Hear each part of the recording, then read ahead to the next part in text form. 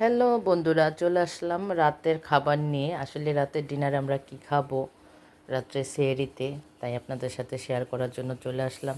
আসলে গাইস, এই হাঁসের ডিম সিদ্ধ করে ভুনা, এটা আমার খুবই ভালো লাগে। তো আমি হাঁস পালি জানেন, এই হাঁসের ডিম ভুনা করেছি। সাথে এটা হচ্ছে আমার নিজের লাগানো টমেটো, কাঁচা টমেটো চাটনি করেছি। দেখেন, এটা খুবই ভালো লাগে, খুবই একটা ইয়ামি খাবার। আর এই হচ্ছে গরুর গোশ। আর এটা হচ্ছে আমার পাশের ঘরের ননদিনী রান্না করেছে মুরগির গোশ, আমার ছেলের জন্য দিয়ে গেছে, ছোটো জনকে। সে মুরগির মাংস খুবই পছন্দ করে, দেশি মুরগি। আর এটা হচ্ছে ডাঁটা শাক ভাজি, এটাও ননদিনী দিয়ে গেছে। দেখেন রিজিক কীভাবে ঘরে চলে আসে। তাই এই হচ্ছে আমার আজকের খাবার, আজকের রাতের সিয়েরির খাবার।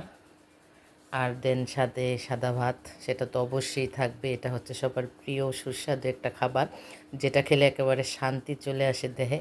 তো দেখেন ভাতটা এখনও খুব গরম, আমি মাত্র একটু আগে নামিয়েছি চুলা থেকে। তো এই হচ্ছে আমার আজকের খাবার।